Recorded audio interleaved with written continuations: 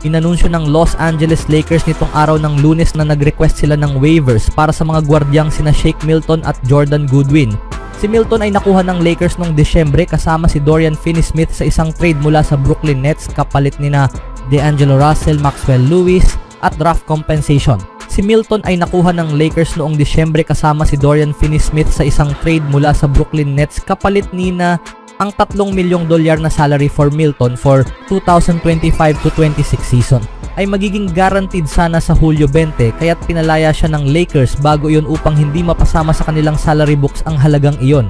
Samantala, si Goodwin ay orihinal na pinirmahan ng Lakers sa isang Exhibit 10 contract bago magsimula ang training camp nung nakaraang season. Matapos ang magandang pagpapakita sa G League kasama ang South Bay Lakers, binigyan siya ng two-way contract. Nagpatuloy ang kanyang magandang laro sa NBA level at naging regular sa rotation ni JJ Redick, kaya't in-upgrade siya ng organisasyon sa isang standard contract sa pagtatapos ng regular season upang maging eligible sa playoffs. Dahil sa magandang pagtatapos ng season ni Goodwin, posible na makuha siya ng ibang team or makahanap ng bagong kontrata sa NBA kapag naging free agent na siya. Subalit, dahil may 4 na taon na siyang karanasan sa NBA, hindi na siya eligible para sa two-way contract, kaya't maliit ang tsansa na bumalik siya sa Lakers. Bakit nga ba ni-waive ng Lakers sina Shake Milton at Jordan Goodwin? Pinili ng Lakers na i-waive sina Shake Milton at Jordan Goodwin upang makalikha ng sapat na salary cap space sa ilalim ng first apron para ma-sign si Marcus Smart na reportedly tatanggap ng buong biannual exception na humigit kumulang $5.1 million. Habang nasa roster sina Milton at Goodwin, ang Lakers ay may natitirang $1.1 million bago nila maabot ang hard cap ng first apron. Sinubukan nilang mag-trade upang magbukas ng puwang, ngunit nang hindi ito naging posible, nagbawas sila ng humigit kumulang $5.5 million sa salary sa pamamagitan ng pag-waive sa dalawa. Maliban kung may magaganap na trade, papasok ang Lakers sa season na may 14 na manlalaro sa kanilang roster, ngunit may natitirang $1.3 million. Bago maabot ang hard cap, isang halagang hindi sapat para makapirma ng kahit minimum player hanggang sa kalagitnaan ng season. Iti-trade rin si Gabe Vincent matapos matagumpay na makuha ng Lakers si Marcus Smart.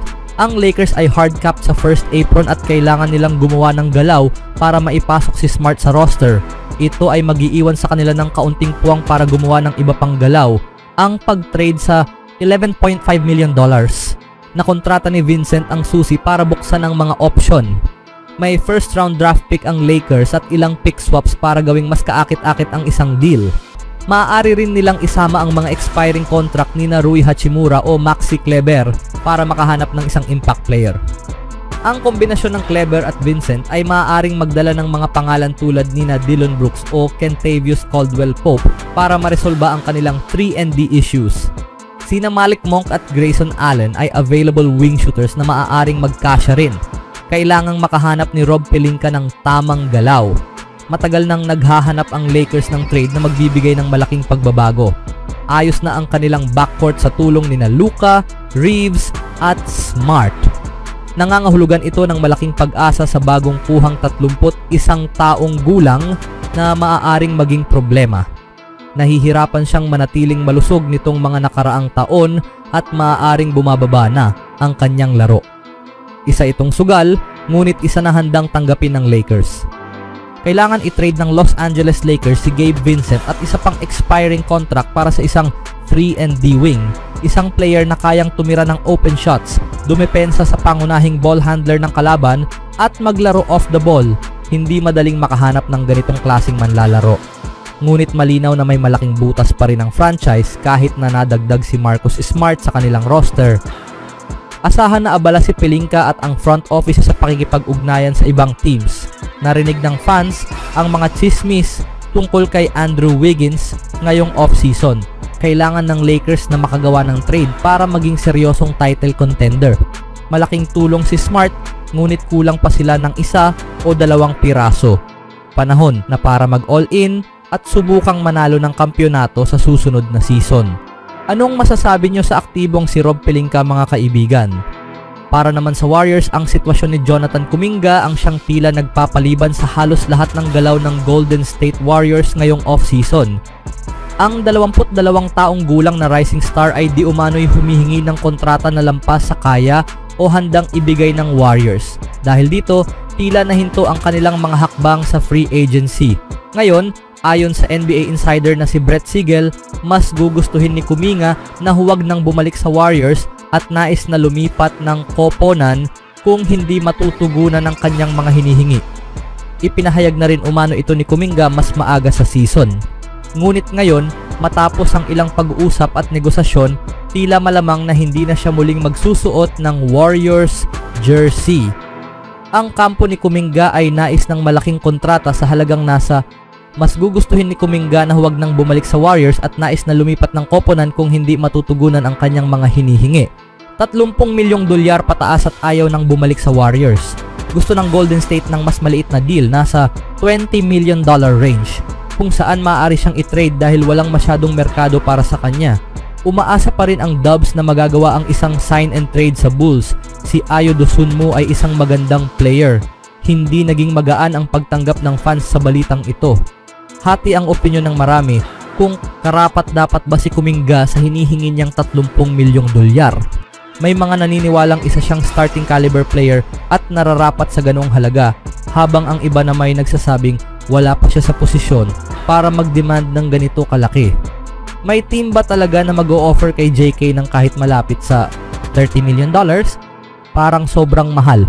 Isang fan ang nagsabi na ayaw man niyang aminin, pero karapat dapat siya sa halagang ito at starting role. Meron ring ibang nagsabi na gusto ko si JK pero imposibleng paniwalaan ng kampo niya na worth siya ng 30 milyong dolyar kada season, lalo na kung wala siyang accolades, signature wins, o consistent na season-long production.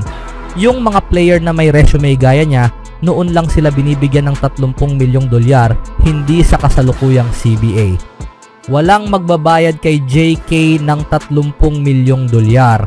Swerte na kung makakuha siya ng 20 milyong dolyar. Pinaka-realistic ay 2 taon, 20 milyong dolyar bawat season. May player option sa ikalawang taon. Hindi marunong mag-tres, hindi dumedepensa, 12 puntos kada laro. Ano bang meron? Kailangan niya ng bagong ahente. Magaling siya pero hindi sapat para sa 30 milyong dolyar. Sana makuha niya pa rin ang pera niya. Sa 2024-25 regular season, nagtala si Jonathan Kuminga ng 15.3 points, 4.6 rebounds at 2.2 assists per season, while 45.4% shooting from the field at 30.5% from the 3-point line. Sa ibang palagay, hindi makatotohanan ang hinihiling ni Kuminga na presyo kada taon.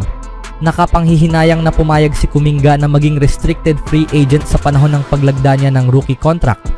Kung unrestricted free agent siya ngayon, malalaman niyang kahit ganun pa, wala siyang sapat na leverage para humingi ng higit sa $25 million. Ang 20 milyong dolyar ay mas trade friendly para sa Warriors at mas akmang halaga sa merkado sa ngayon. Sa tingin nyo mga kaibigan, karapat dapat ba si JK sa hinihingi niyang presyo?